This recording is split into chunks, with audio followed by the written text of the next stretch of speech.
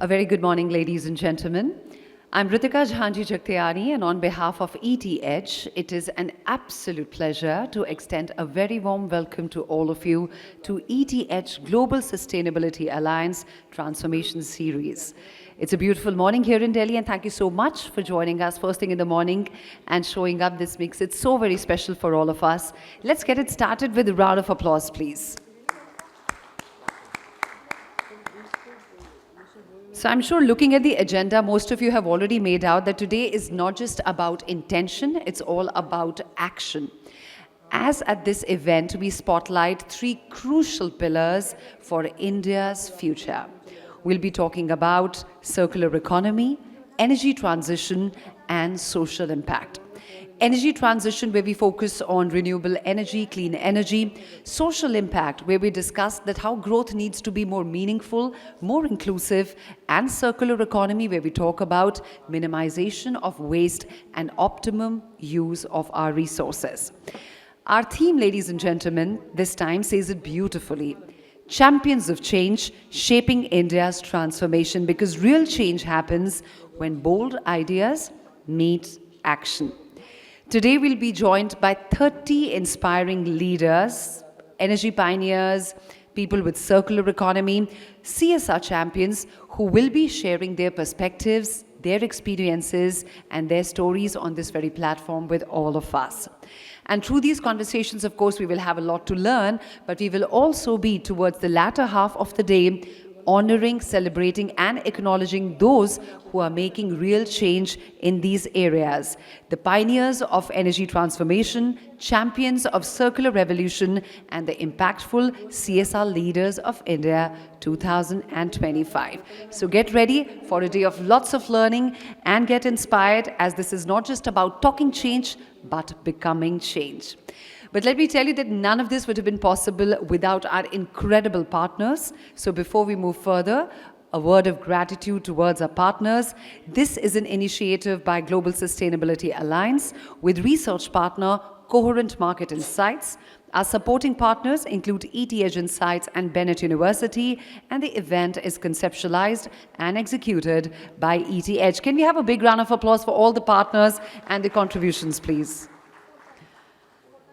And now, without further ado, it's time to invite a very distinguished speaker to open this event for all of us. Ladies and gentlemen, we are beyond honored to have with us this morning a visionary leader who is driving India's corporate social impact agenda.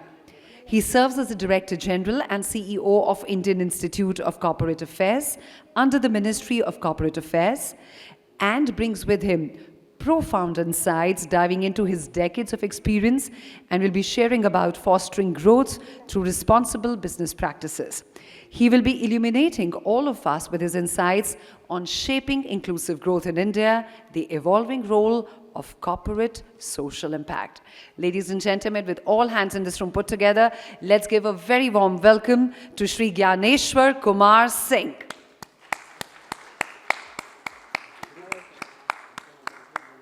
So can we have you on the stage, please?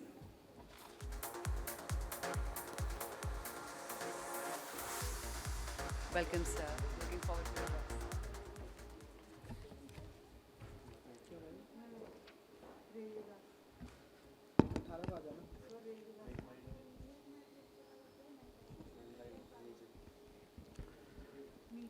Good morning to all of you. At the outset, I would like to thank ETA's Global Sustainability Alliance for inviting me, giving me this opportunity to interact with distinguished participants. I was given the impression, I have gone through the program agenda. Here, most of you are thought leaders. You are seriously engaged in the agenda of inclusive growth and energy transition. So inclusive growth, impact, social impact, and inclusive growth, social impact, and energy transition. These are the three important social themes for all of us. My job is, I was Joint Secretary in Ministry of Corporate Affairs from 2016 to 21. I will try to speak from the perspective of public policy, how this discourse has evolved, what were the challenges, how we are trying to balance ease of doing business with compliance burden, at the same time trying to nudge the companies that corporate social responsibility is a part of business philosophy. I think first we should discuss why CSR is important, because we don't see this kind of a mandate anywhere in the world where companies are certain level of companies on the basis of certain threshold prescribed in Companies Act, they are able to spend 2% of their net profit. This is unusual. When it came in Companies Act 2013, there was a lot of apprehensions, lot of questions. They were good companies. They were doing CSR without any act for decades. So we had the mixed reaction at the time in the ministry. The major challenge from 2014, first high-level committee was formed in 2015, and first high-level committee was trying to assess it and trying to give a focus how we should go forward, because there were a lot of apprehension. So first high-level committee in 2015, they gave the report, and they said we have to nudge the companies. We have to create the enabling environment, lot of sensitization, lot of awareness. And they set the agenda that CSR is board-driven. Government has a minimum role. Why I was interacting of some of the distinguished participants, there was a question, what is the role of the government?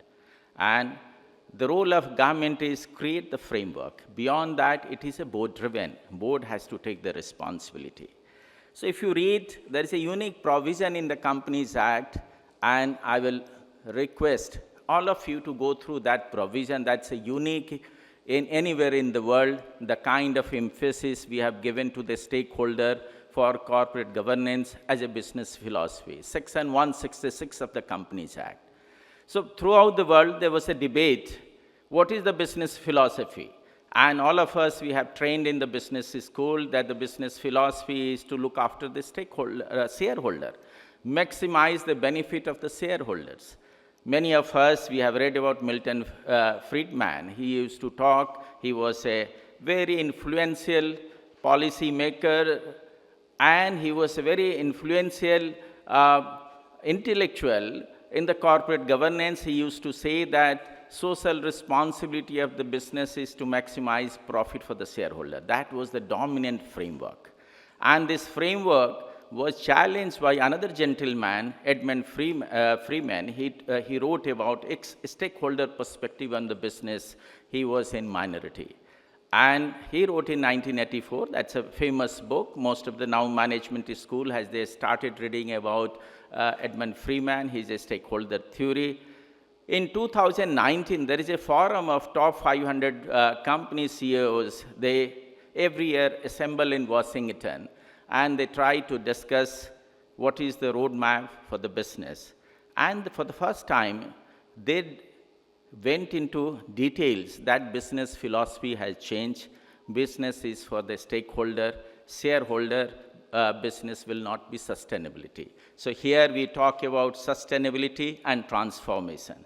So sustainability of the business was linked with stakeholder. Companies Act 166 talks about shareholder as one of the stakeholder. It talks about employees, it talks about environment, it talks about society, it talks about supply chain.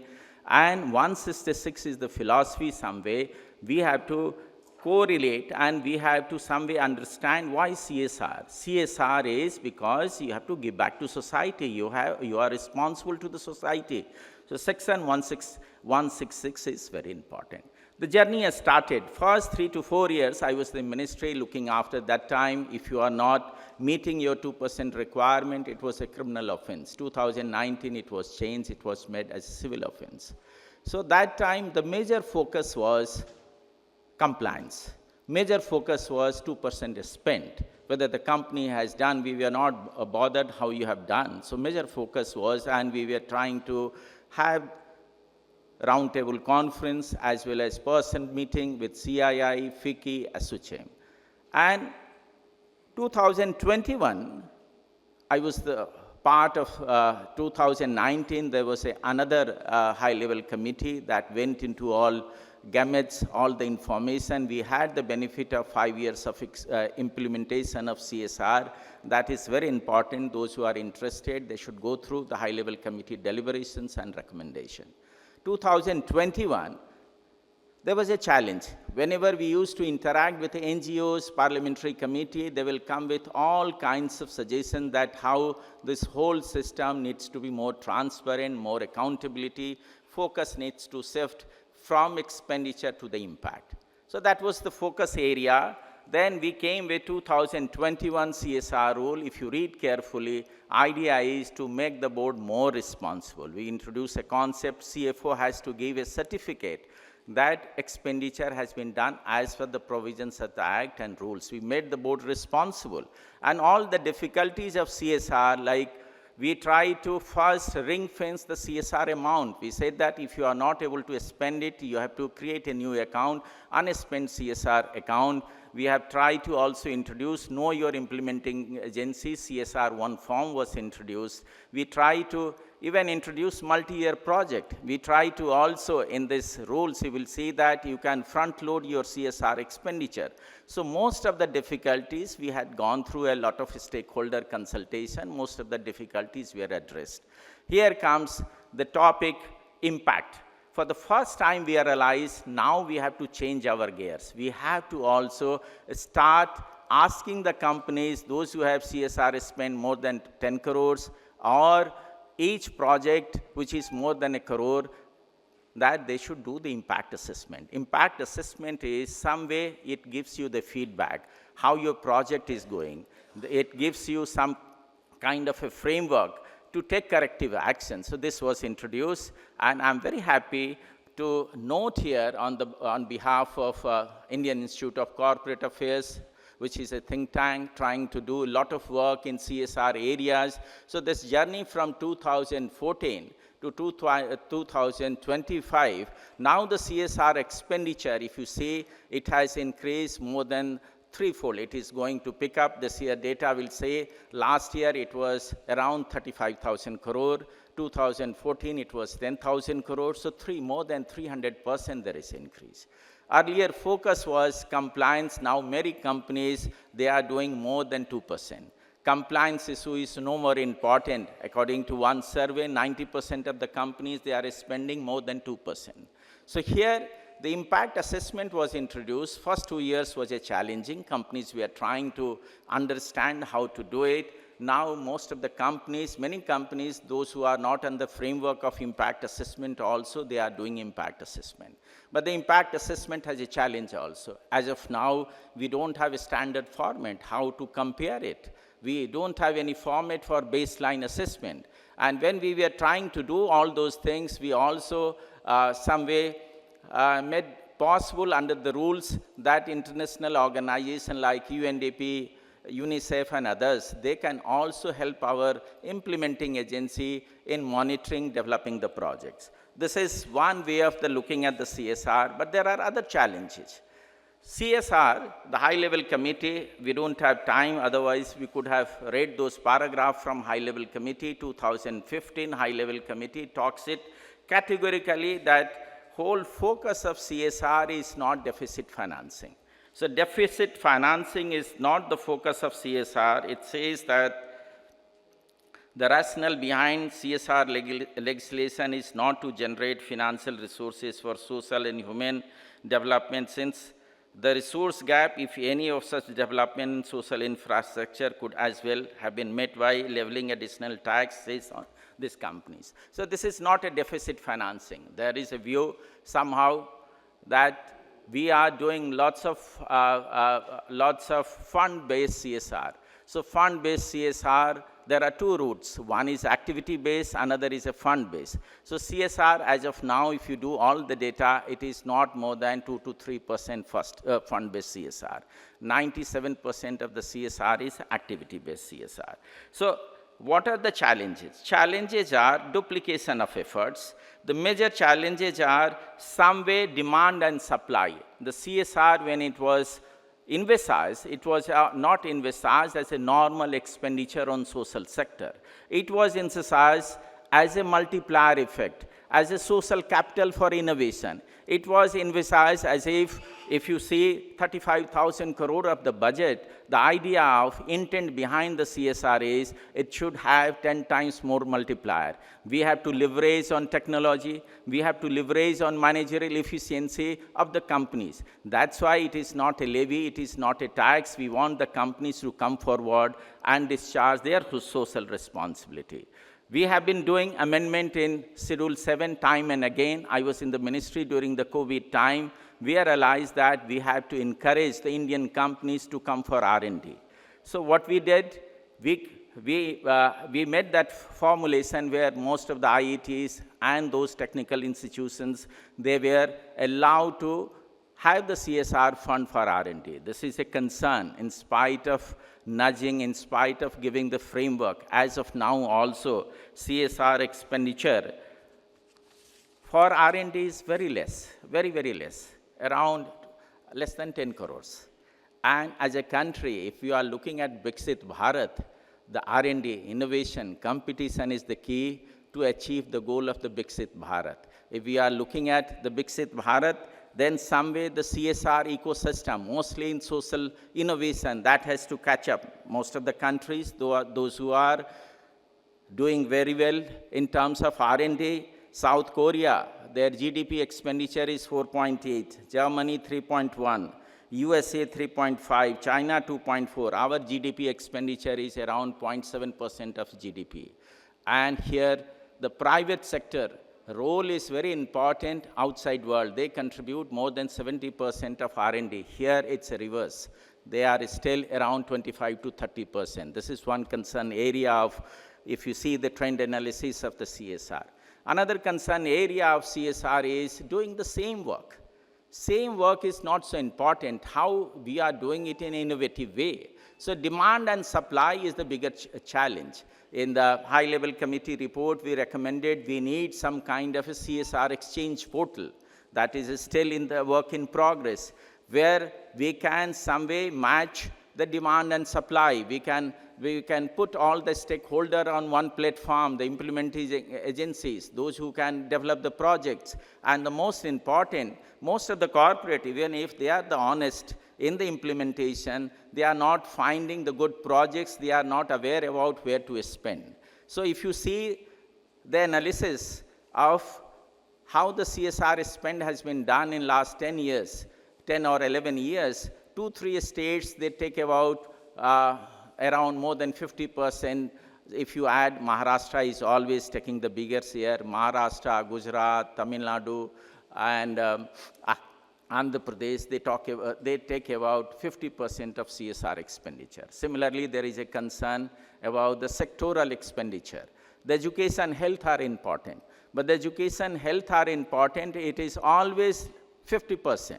We have to encourage. We thought of CSR as a social experimentation, the projects whose government is not able to take up. And once through the CSR, we are able to establish a framework that can be scaled up. So social factors, social expenditure is important in the area of education, health. Now we have to think of how to encourage other listed thing under Schedule 7, like I talked about R&D, I talked about special education for disabled children, art and culture, sports. There are many areas where we can focus. Then we have to think why CSR is only confined to the developed state. Idea is it should go to Northeast. You will be surprised in West time also, expenditure of Northeast is not more than overall CSR expend more than 1%. Sometimes it is 5%. You have many of aspirational district also, if you see the data. In best time also, it is not crossing 1,000 crores. So idea is how to focus CSR to the areas where they need it. How to link CSR, this is, I call it reimagining CSR for Viksit Bharat. If we have to think about 30 crore, if you have to think about $30 trillion of GDP, our economy, then CSR also can play an important role. So how it can play an important role? Focusing more on R&D, focusing more on the unserved area where CSR is not going, focusing more on the less developed part of our country. And then we have to also focus on the impact. We have to ensure that every rupee spent must be having some outcome. Spending for the sake of spending is not important. Now time has come, we have to link. This is the development agenda for all countries. SDG is the development agenda. Most of the items of CSR are linked with SDG. Now we have to map. We are doing the research how to align CSR expenditure with the SDG. Similarly, there is a time that how to align CSR with ESG. ESG is the means. So all 9 principles of the ESG has to be linked with the CSR. So these are the challenges for if we have to reimagine CSR for our Viksit Bharat, we have to think, use CSR for empowerment, development of the marginal community, give them dignity, make them part of the development agenda. And similarly, we have to think how CSR can leverage its technology, social innovation for making a Viksit Bharat. In high-level committee, we talked about social impact companies. We have to find out how we can help CSR money and how we can also, there is a big initiative of Government of India in 2019 and 20 budget. Honorable Finance Minister talked about social stock exchange. So how social stock exchange, CSR, we have visualized at the time that there is a need of different kind of companies, social impact companies where profit can be. We have 2 kinds of companies, profit, non-profit. We have to channelize energy of the youth, those who want to work in rural areas. So different kind of companies also is the requirement. And ESG is important because some way this is again a part of a stakeholder initiative, is a stakeholder role in the business philosophy. So I was the chairman of BRSR, on which SEBI has made it mandatory for top 1,000 companies, they have to report on ESG. SEBI has come up with BRSR core principles so that comparison can happen. But now the challenge is how we can nudge our small companies to come up, start appreciating. In BRSR, there is a framework for MSMEs also. So government is mindful of the fact we are going through the difficult phase where geopolitics is important. So I look at more initiative from the corporates, because when you are part of the global supply chain, when you are the part of a global village where your access to capital, access to market is some way influenced by whether you are having non-financial reporting. Non-financial reporting in form of ESG is equally important as financial reporting. So as a thought leader, we are here, we have to work together, we have to nudge people, and we have to work together so that the small companies also, they see the benefit. Even in CSR, right now it's not for other companies like LLP is not covered. We have the banking, they are doing it. Some companies are banking companies are there, they follow CSR rule. Many are not covered under the Companies Act. We have to uniform practices, inform focus of the CSR. We have to also, this is a good platform, that every year there should be yearbook on the CSR. How the CSR has been, CSR expenditure has taken shape. There is a need of more. I was talking to some of the organizers. Every year we need to have this kind of stakeholders, mostly of the CEO's conference. They have to come forward. They have to realize that this is now business philosophy. There is no way you are not looking after your environment. There is no way you are not looking after the social factor. So with this, time is short. There are lots of things to share. I will just conclude that as a government of India, thinks CSR is a board-driven. The new business philosophy, Honorable Finance Minister, when she introduced the last year budget in February, she talked about trust-based governance. So CSR, that's why CSR has been decriminalized. Major responsibilities in the board. Board has to come forward. This kind of best practices, whatever the CSR best practices, somehow some of us, we have to work together to come up with a best practices booklet so that everyone realizes that good work is being done. That becomes a reference point. Thank you so much for giving me a chance. Thank you so much.